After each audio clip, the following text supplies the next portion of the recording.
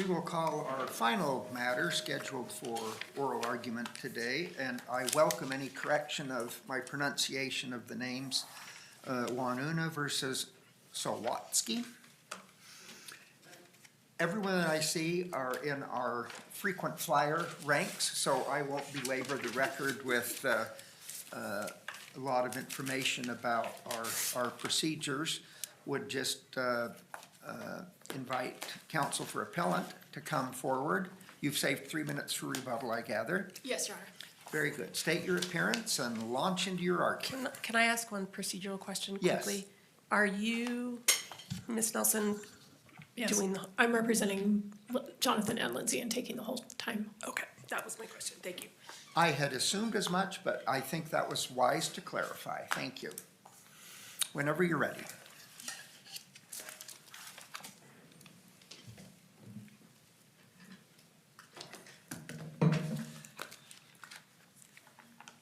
Did I get the name right?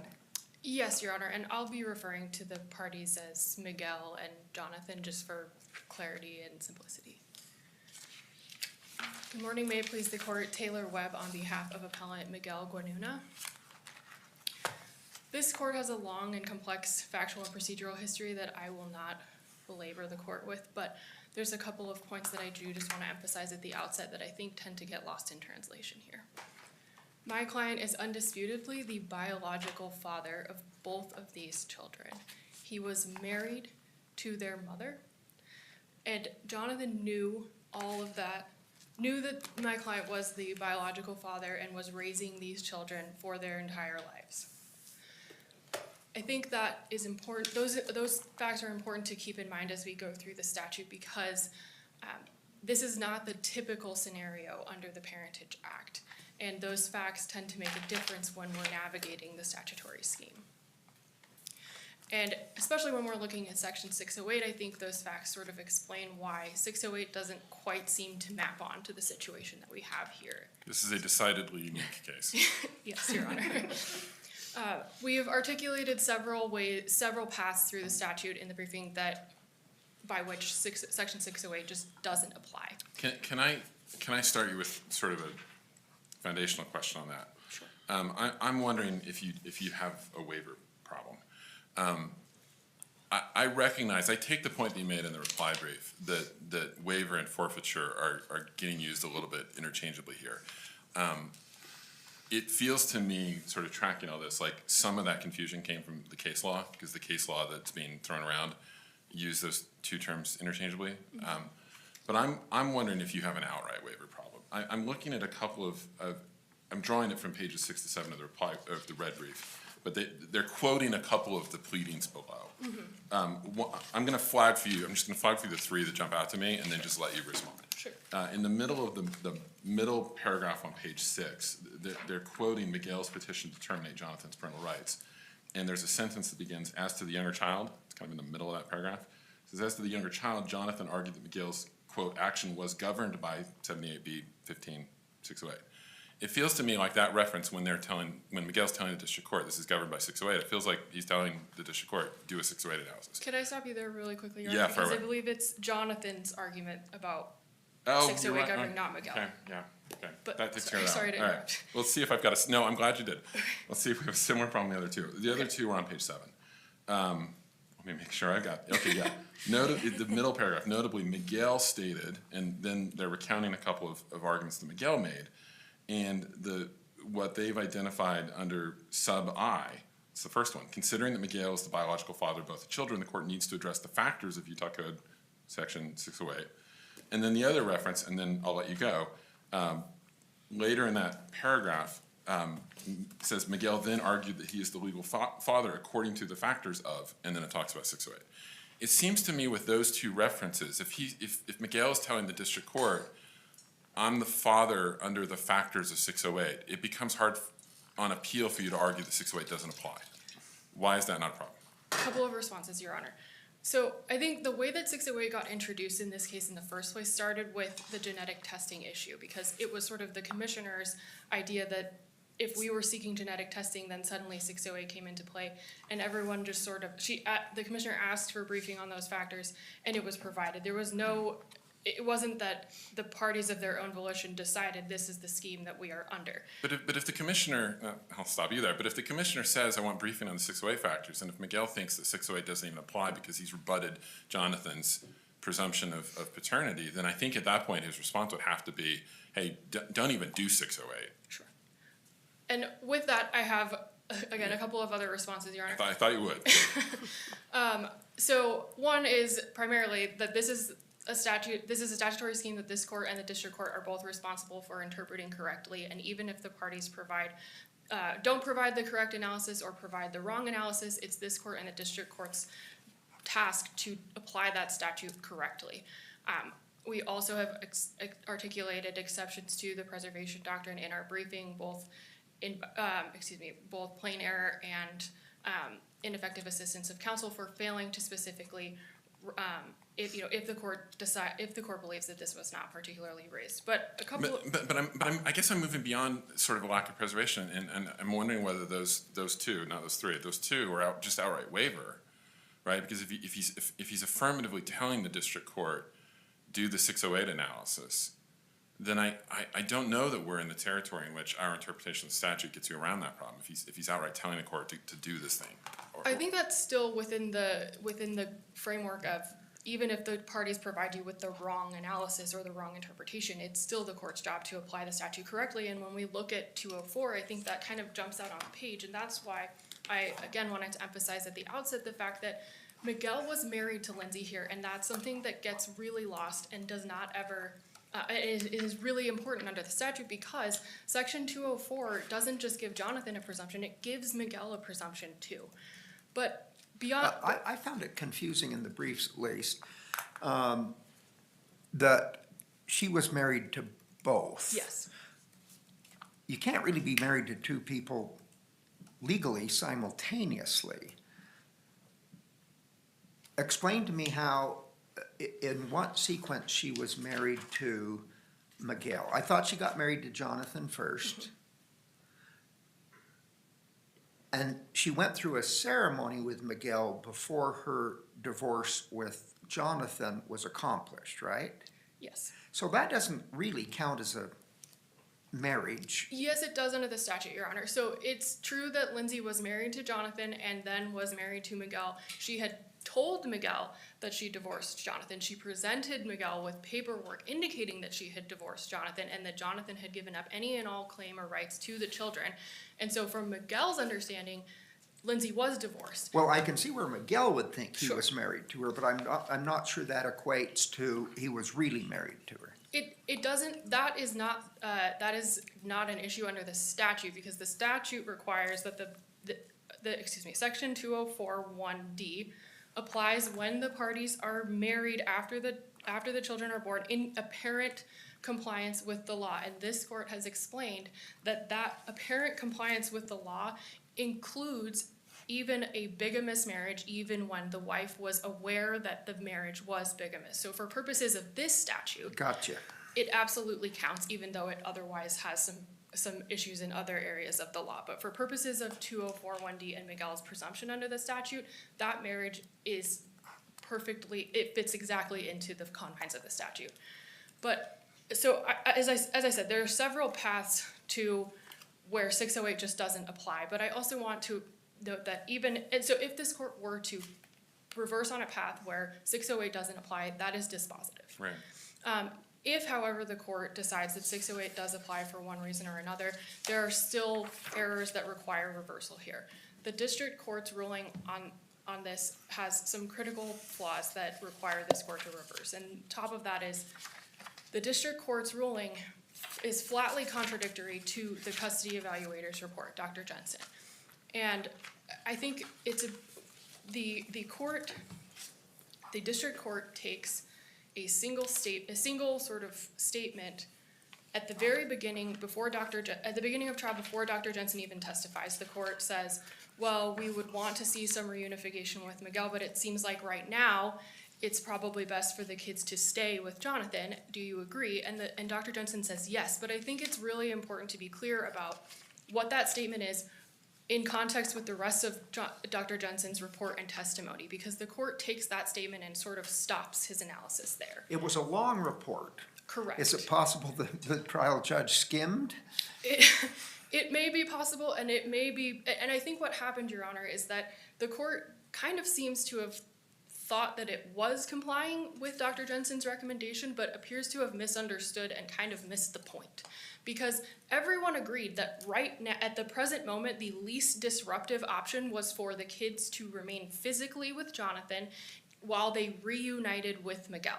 But the central tenet of Dr. Jensen's recommendation was reunification with Miguel was in the children's best interest, and maintaining their relationships with all parties was what's in the children's best I mean, interest. and this gets down the road of the arguments that have gone back and forth in the briefing, but as I understand what was happening before the district court at that point is you've got competing paternity petitions. You've got Jonathan and Miguel both fighting out about who's dad. And so to create the sort of triangulation rubric that the custody evaluator was talking about, somebody's gonna have to come in with a guardianship, but that would have to happen later, right?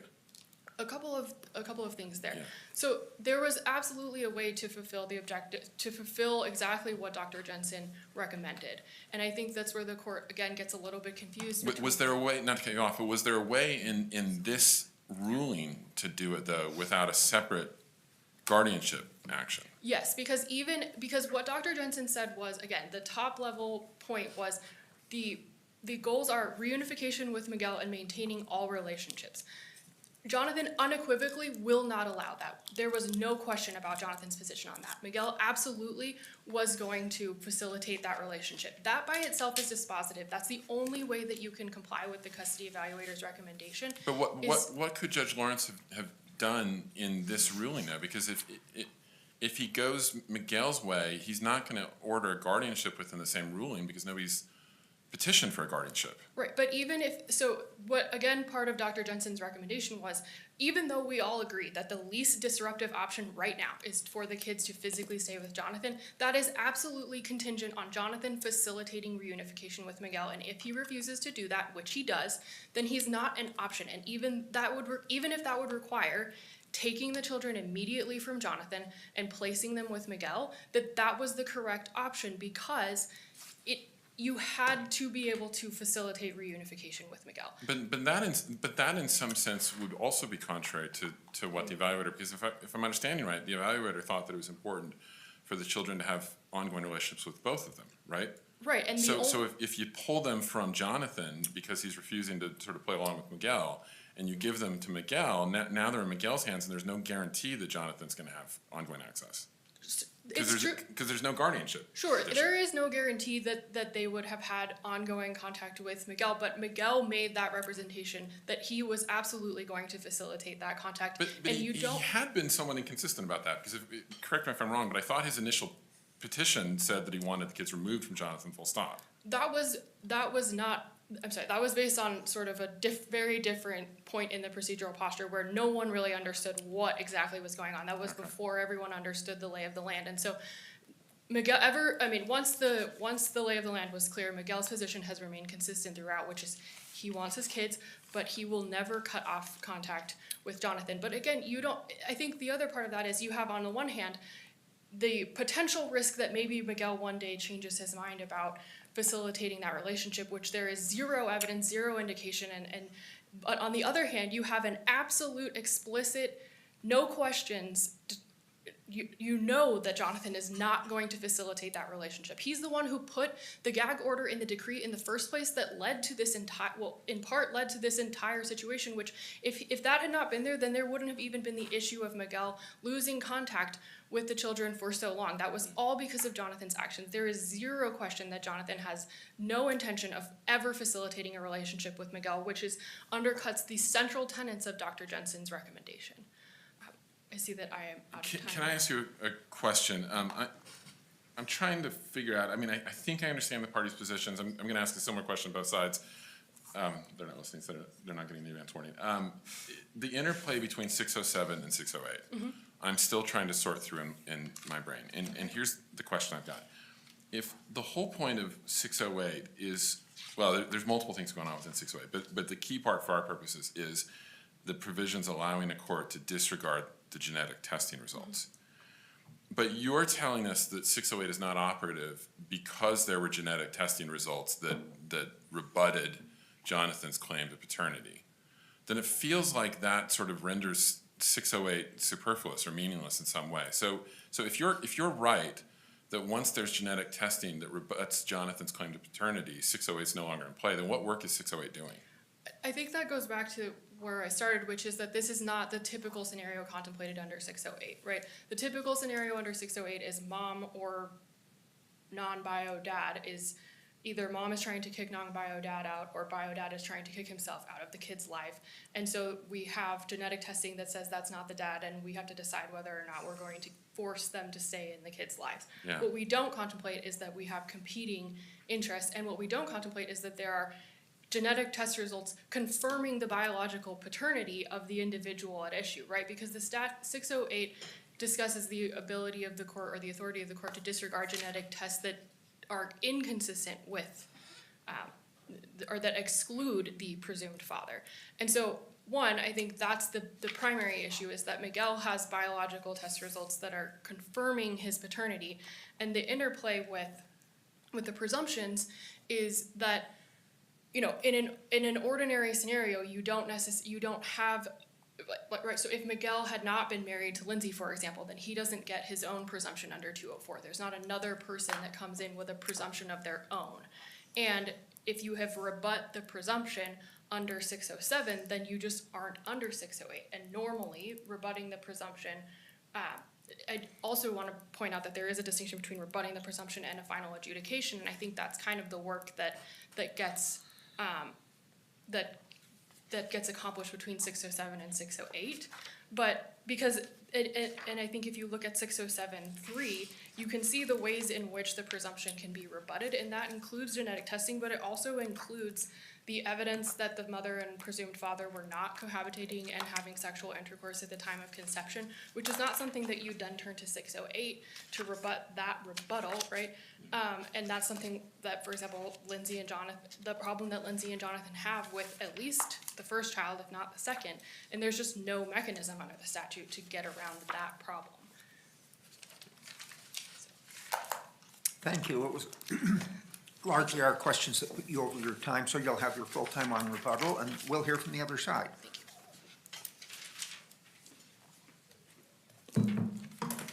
Thank you. I'll just go a couple points out of order. Well, they're in order, they're just not cohesive.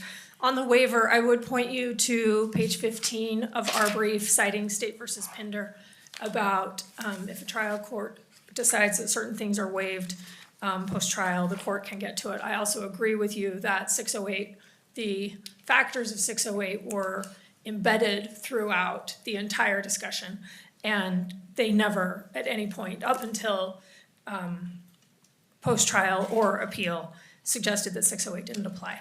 Why don't we then reach it anyway in the interests of properly interpreting the statute? I mean, there is that line of cases that I've always found it a little problematic, but it is what it is. But there's a line of cases that says that if we're interpreting a statute, the preservation rules kind of go out the window a little bit because we've got to get it right.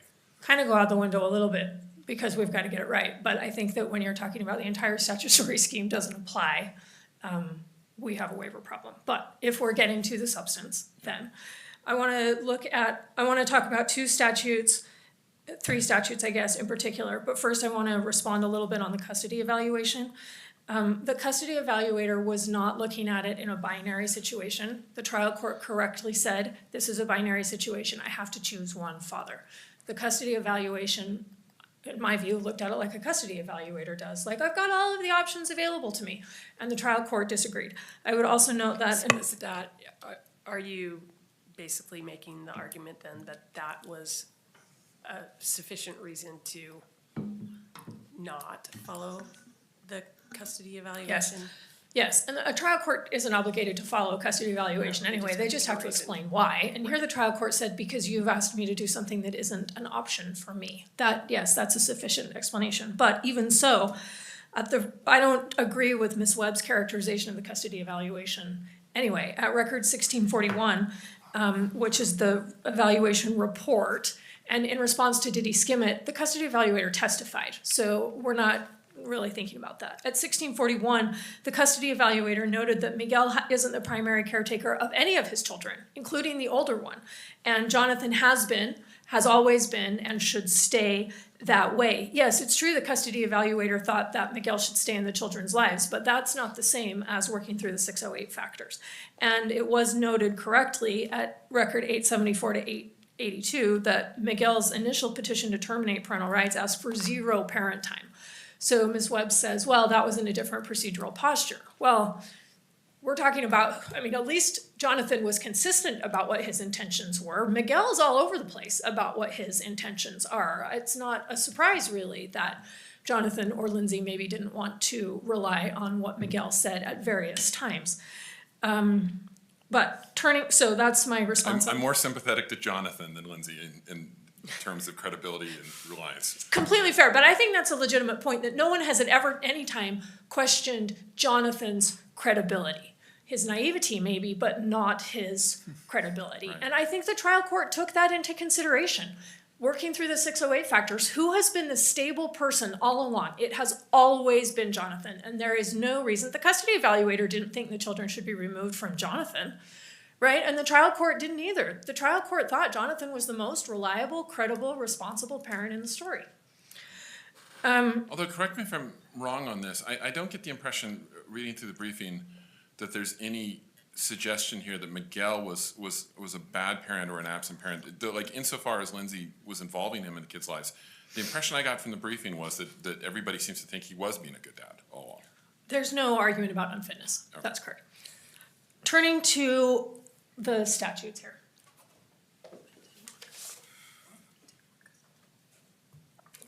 Can I ask you a question? This might be where you're going, but this is what's on my mind. I'm trying to figure out the interplay between 607 and 608, and I asked Ms. Webb a version of a question. This is kind of coming at it from the other end. If this scheme turns in part on a person being the presumed father, but then 607 creates the scenario, it's 607.3, in which the presumption can be rebutted, right? And 607.3 gives us these different criteria, and this has been amply argued in the other side's briefing, by which you can rebut the presumption. Why would we then still muck around with 608 if you've rebutted the presumption of paternity on Jonathan? Why do we get to 608? Well, okay. So let's look at 608. And first off, this is absolutely the situation that 608 exists for. It was written to deal with what happens when a woman has an affair and you have a husband and you have the biological dad coming in to displace the husband. That is what 608 is for. And so 608 says, in a proceeding to adjudicate the parent, blah, blah, blah, the tribunal may deny a motion seeking an order for genetic testing, or if testing has been completed, the tribunal may disregard genetic test results that exclude the presumed or declarant father. That means in the normal situation, that is talking about, are we going to disregard the husband's genetic test results? If the tribunal determines that. And then it goes through A and B and all of these different factors. So back to 607.3, it says the presumption may be rebutted. It doesn't say the presumption is rebutted by, it says it may be rebutted. And then we jump from 607.3 into 608.1 to talk about whether we're actually going to rebut the presumption. And whether we're going to rebut the presumption requires us to go through 608. We know that for several reasons. One is that we have no cases about when we have competing parents. There are no cases in the state, probably the world. Can I just stop you to make sure I'm Yeah. tracking all this right? You were saying, I think what you're saying now is that 608 is the add-on to the rebutting the presumption analysis. That's what's Absolutely. going on with 608. Absolutely. And you can see it in 617. 617 tells you that you have to go through 608. And 617 is actually, I think, the end of all of these analyses, because 617 is tells us what happens at the very end when you adjudicate paternity. And 617 tells us that we have to go through 608 to get there. That's 617.2. I was going to say there are no cases in world state that exclude a best interest analysis when you have a competing situation. Their position here assumes that this narrow situation where, let's be clear, what is the fact pattern that they're looking at? A woman is married to a man, she has 2 children with him, and then she goes to Vegas and marries another man while this marriage is not void, it's not valid, as you pointed out. In that case, they're suggesting that you can marry, not to be crass, but you can marry your baby daddy and displace your husband without telling the biological father that you're already married, or your husband that you're going to Vegas and you're marrying this guy, and all of a sudden, poof, your husband's rights are gone because, in their view, genetic test results exclude the presumed father. Now, there's a couple more things to say here. One is that they've talked about section 607(3)(c), which is evidence about sexual intercourse. This situation, at one point in my career, I did a lot of research on this. Before we had genetic tests, this was how you knew that your husband wasn't the father of your children, right? This was the only way. Now we have genetic tests.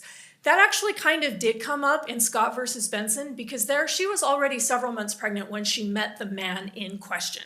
And her husband said, I don't remember if she was married to him. Doesn't matter, he died. So there was only one man in play. And we knew they hadn't had sex. They didn't even know each other. Here, they knew each other, they were engaged. I don't think this statutory section is asking about how heavy was the petting that we were getting at. Certainly there was no evidentiary hearing on how heavy the petting was. I don't think they can safely rely on C, but even if they could, you would have to turn to Scott versus Benson. Scott versus Benson wasn't about a genetic test. They had stipulated to genetic facts. They knew he wasn't the father. They hadn't even known each other when she got pregnant. And Scott versus Benson, the Court of Appeals opinion, not the Supreme Court opinion, but the Court of Appeals opinion talks about it as genetic facts, not just genetic test results. And I think that language certainly wasn't reversed. It's the only language that makes sense as to how you would address all of subsection 3, saying that 608 doesn't only apply to genetic tests, it's got to apply to genetic facts. This court has already decided that that's how it's going to be. Now, we also need to go back and look at 204. This is in response to the apparent compliance with the law question.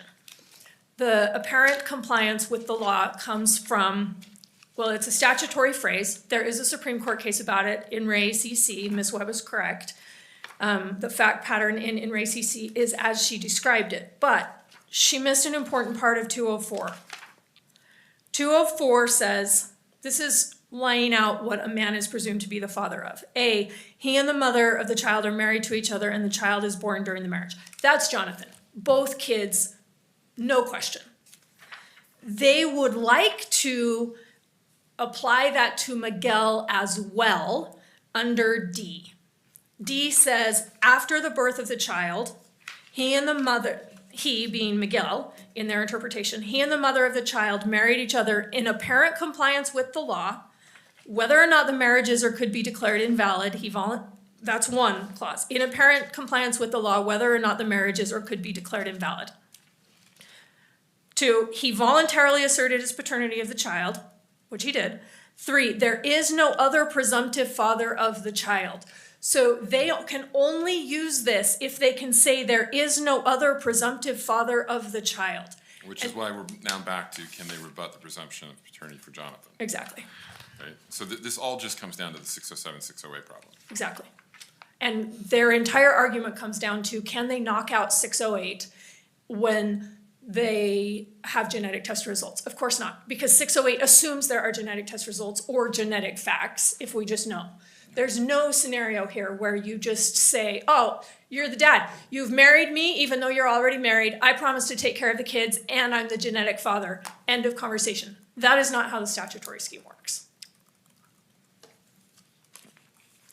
I think that addresses everything that was addressed before. If there are no further questions. Thank you. Was it 3 minutes for rebuttal? Yes, it was. Yes, sir.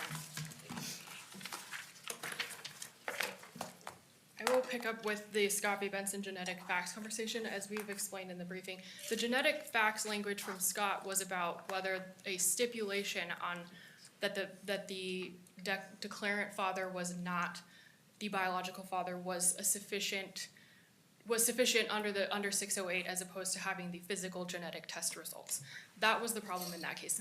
Scott v. Benson was a VDP case. It was not a case about disregarding a presumption. It was about a declarant father and whether you were going to set aside that VDP. The genetic facts language has no bearing here, and in that case, the genetic facts were inconsistent with the biological reality, which is another important problem for Jonathan and Lindsay here.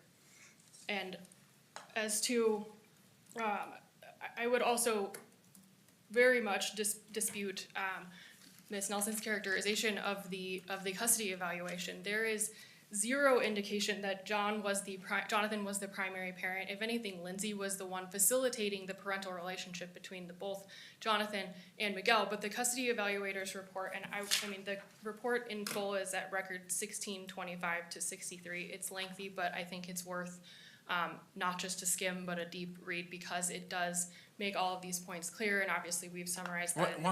We've had this discussion, but I want to have it a little bit again. Sure. Why isn't it binary for the district court? I mean, it seems like the district court has to pick one or the other, and then something may happen later with the guardianship, but it wouldn't. I don't know that it could happen in this order. So why isn't it binary? I think that's where the district court again has a little bit of a problem with making the distinction between his determination being adjudication of parentage versus who's going to be the better co-parent, and kind of parsing those two out. Because it is true that, yes, the court has to pick one. That's not, we don't dispute that. You can't have two dads. I understand that. But the point of the inquiry is, who do you adjudicate as the father that serves the best interests of the children? The only option here was Miguel to serve the best interests of the children, because the best interest of the children is reuniting with Miguel and maintaining all of the relationships, including... But that's predicated on something of a leap of faith, though. I mean, I take your point that Miguel, toward the later stages of the litigation, is saying that he's going to continue facilitating the relationship with Jonathan, but there would be nothing that would bind him to that. And I again agree, Your Honor, but the point there goes back to, we don't have to guess about Jonathan's intentions on this. We don't have to take a risk with Jonathan as to his intentions. The answer is absolutely, he will unequivocally not facilitate that relationship. Right. And to the extent there's any risk associated with adjudicating Miguel the father on that point, his position, contrary to the representations, his position was consistent. Like I said, that initial filing was before anyone knew what in the world had been going on for the past decade. And as soon as Miguel understood the realities, he has always been consistent that he has every intention of keeping the kids involved with Jonathan, but also maintaining his own parental rights of those children. I'm not sure I totally track that, though, because even on the state of the information available to him at the point at which he files his petition for paternity, he knew that Lindsay had not had the kids with him 100% of the time.